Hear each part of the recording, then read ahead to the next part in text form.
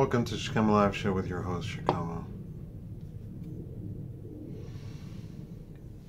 So I came to you for help in my last video, and I thank you all for that. I'm going to need completely different help, and that is to get a handle of this stress.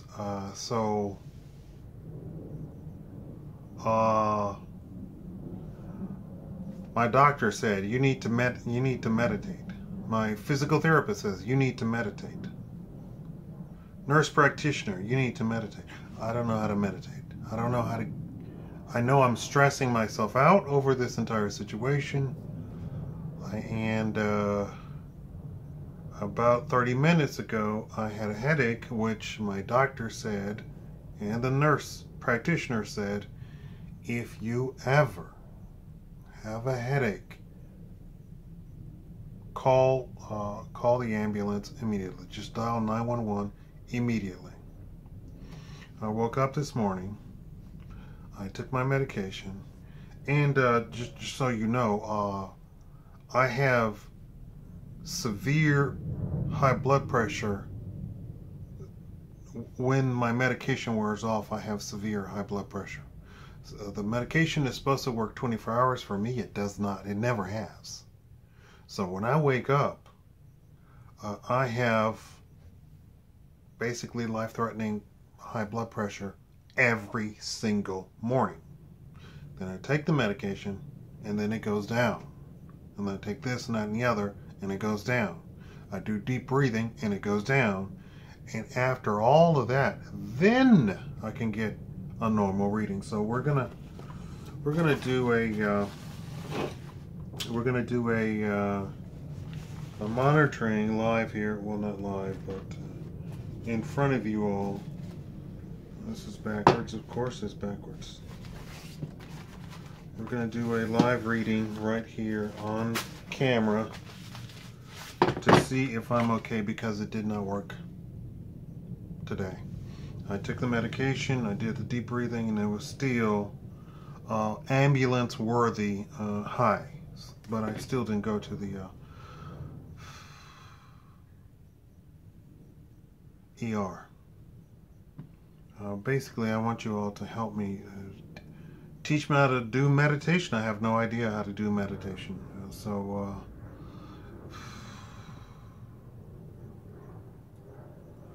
okay, let's do this. So I got this, and we'll take a reading. And I'll try and calm down. Feet flat on the floor.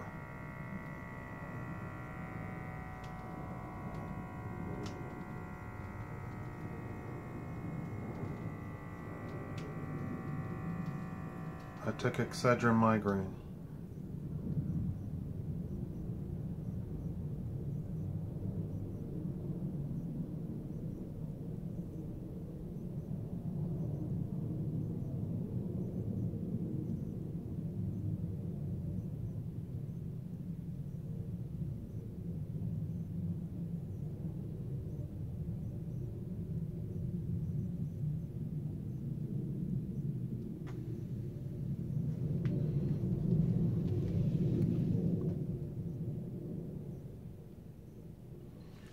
So, I know this is due to stress. I'll have to write that down to record it, because I have to keep track of everything. I know this is bad. And that's after taking all of my medication. That's after taking Excedrin migraine, which I was medicating myself for a good 2 years. Anytime I got a headache, I just took Excedrin migraine, which extra strength Excedrin migraine, which I was taking to the only thing that worked to reduce the headache. Although the pharmacist says, that has caffeine in it, but the caffeine dilates your blood vessels, and then the other stuff is supposed to bring down the actual headache and the pain and stuff. So that's what I did. So I think I'm supposed to call the ER, the ambulance for that. At this point, I think the 103, so it was 140 over 103. And I think the 103 is supposed to be bad. The update is because I'm limited on how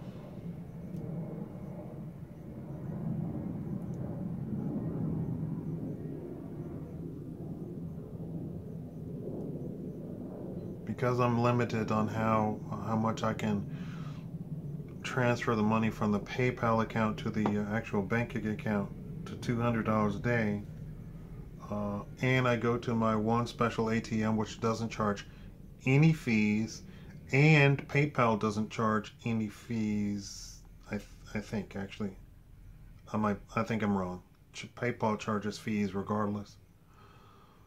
It's not supposed to charge at 7-Eleven, which supposedly they have a partnership with, but in fact when I go over there they charge me fees. So I never do it over there. I do it at that one ATM. And I went over there and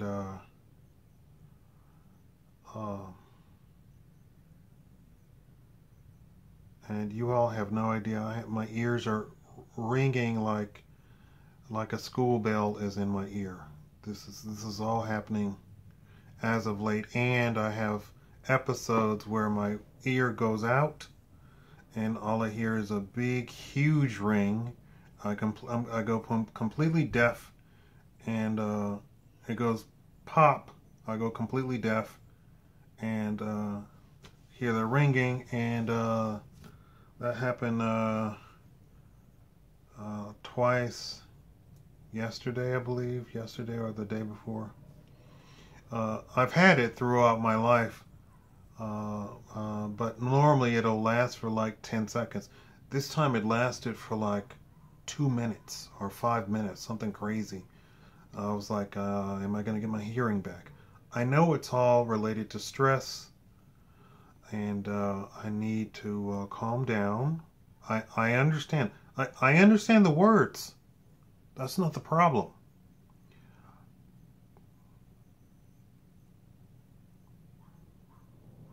I understand the words. It's the doing.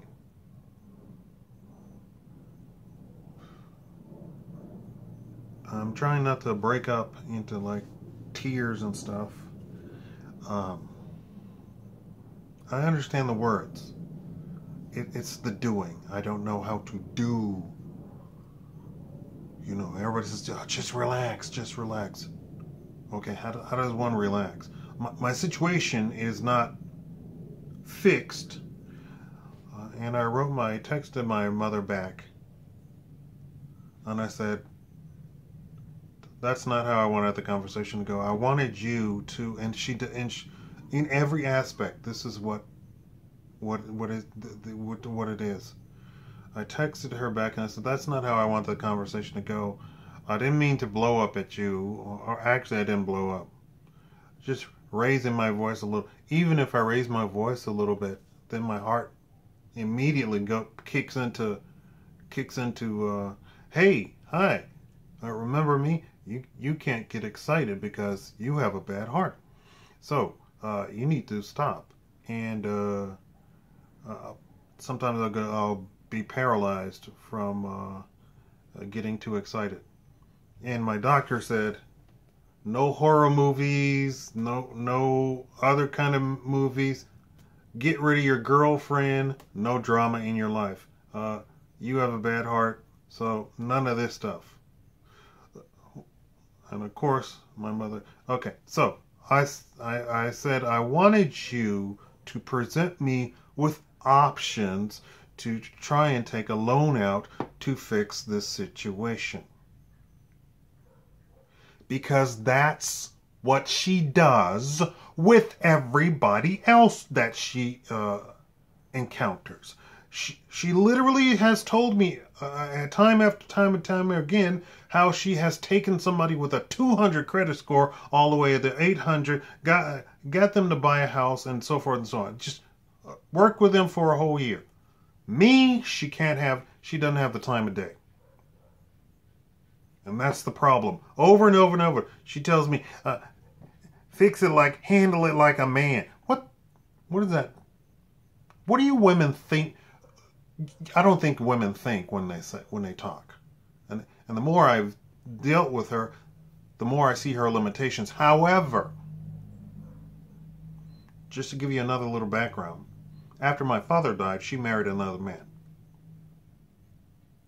He turned out to be a complete abuser. I still have recorded in my brain of them busting into my room, fighting.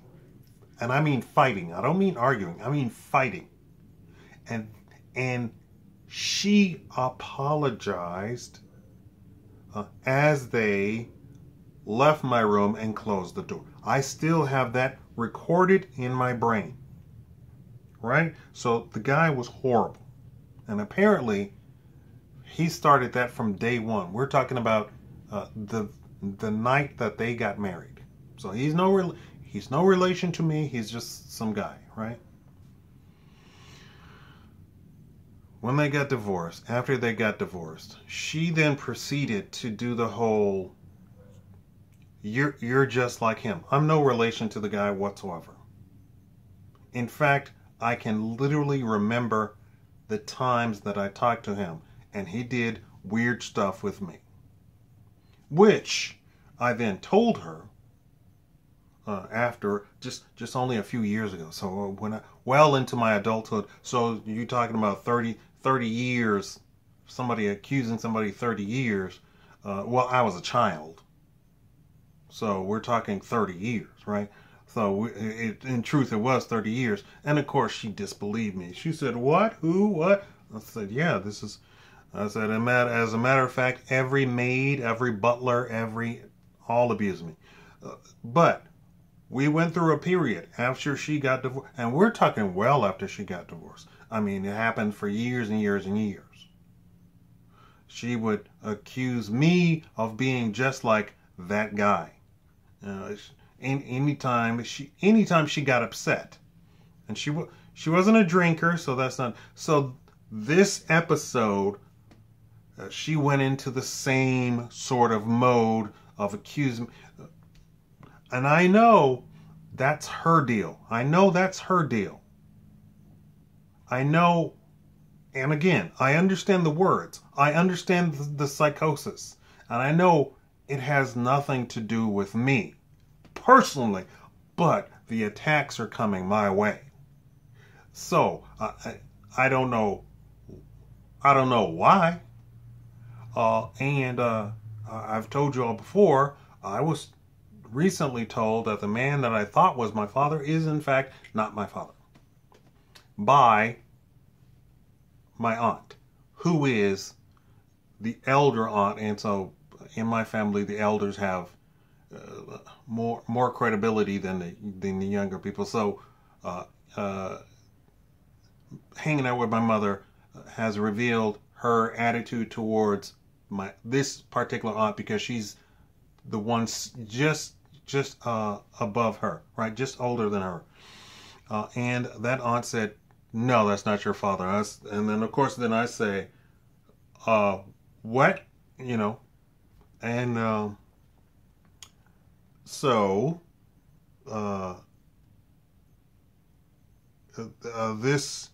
then she said, your father is this rich guy who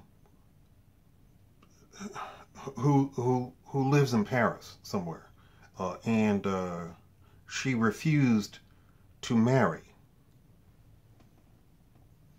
which makes no sense, of course, because then she has it's all some anyway. But if I bring up that I want to meet this guy or meet his family, or then the entire family comes after me and attacks me. So All of that keeps happening every time not every time, but every time I talk to my mom, basically, right? So she has whatever demons or skeletons in her closet, and every time she sees me, all of this comes out. And this is the contention. This is why I live clear across town from my family. They all live on the other side of the town, and they all own half of Las Vegas over there. And like I said, they're all of them are wealthy. They buy and sell houses, and all of them. A good 6 or 7 aunts and uncles all live across town. My grandmother had 15 children. So every time I talk to my mother, this is still 30 years like this is still fresh to her. And anytime I say anything or anything I ask for anything, I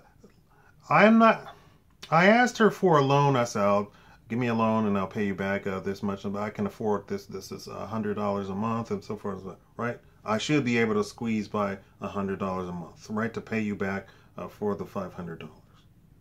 And then, of course, she went off and she said, blah, blah, blah. And I go, no, you don't understand. I'm going to be homeless. And then that kicked off an entire screaming match, and you ain't no good, and you're a demon, and all this sort of stuff. So this, I believe all of this is surrounding this stress that's all on top. Oh, and one of my friends said he doesn't want to be friends with me anymore, and you're weird, and that whole reason is because I can't afford to hang out with him. You know how Kevin Hart said he couldn't hang out with the basketball guys because they're worth $200 million and he's worth $2 million or $4 million, something like that. And he was saying they get bottle service and he would get bottle service, and they would get a booth and he would get a booth, and then they would get like a car or something, and he you know, after a while he could hang with them. They would fly. They said, come to us, come fly to Paris with us in the afternoon. And he said, but you see the way my bank account works. Yeah. So and on top of all that, I have agoraphobia. I've never told you all this. So I have a fear of going out. My dog literally forces me to go outside of my house. A few years ago, when I didn't have a dog, I stayed in my house for 3 years. For 3 years straight. Didn't go out. I started ordering food. I put everything on auto pay, so I never set foot outside of my house. In fact, here, when my neighbors see me, they go, oh, we were worried about you. We hadn't seen you in a few months. So I have that going for me too. Let's see if just talking has calmed me down. So we'll take another reading. Right? Talking about it, right, reduces everything. Let's see. Let's take a deep breath. And I went to the store today to buy sardines because they said sardines and it's $1 at the book. Where of course they didn't have it. And I bent over and I stood up and I almost passed out in the store. I grabbed the shelves, and then I thought better of it. Maybe I should not grab the shelf because I am almost 300 pounds, and the shelf is not 300 pounds, filled with peanuts and stuff. So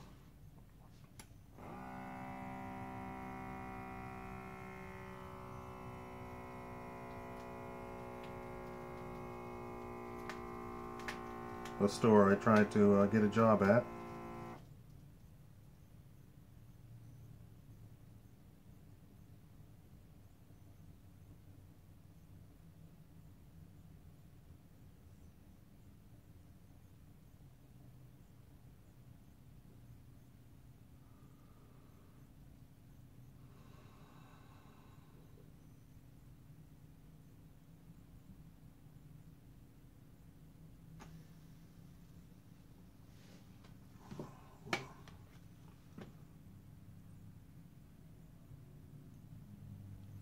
Deep breathing does nothing. It's not helping. I could before do deep breathing, and it would go down 20 points.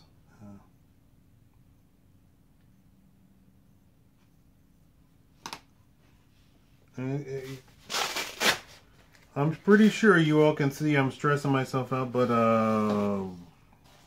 what do I do? What do I do?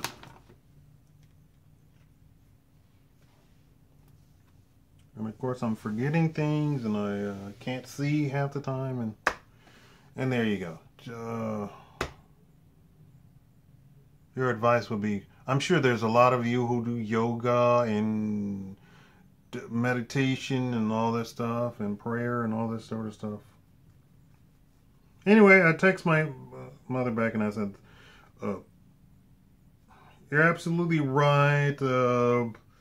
I need a better prayer life. That's not how I wanted the conversation. I thought I wanted you to give me options like a man would.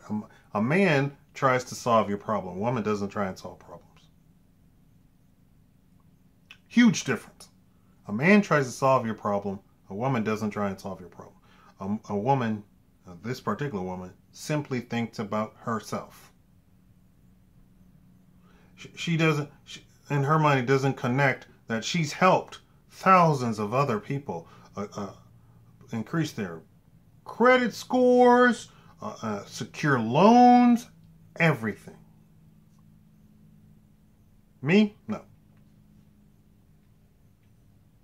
Thank y'all for watching. Give me your advice below.